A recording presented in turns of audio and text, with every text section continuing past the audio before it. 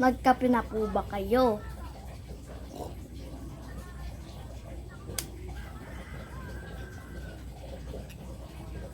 Ay, ang sa akin lang pala. Crab and corn, hindi kape.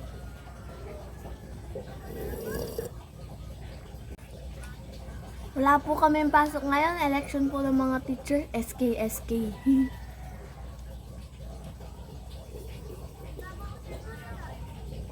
Hala, ubos na.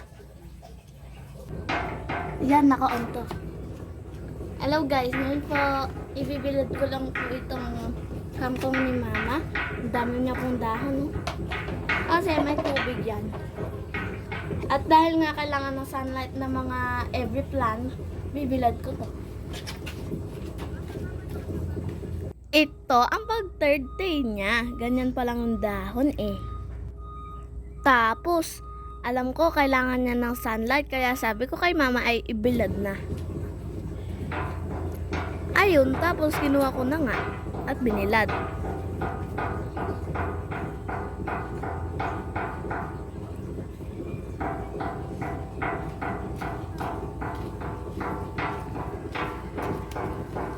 Para naman may kangkong si Mama kasi nagmahal naman yung nasa palengke. Ayan na. Wait lang. At present you na kangkong.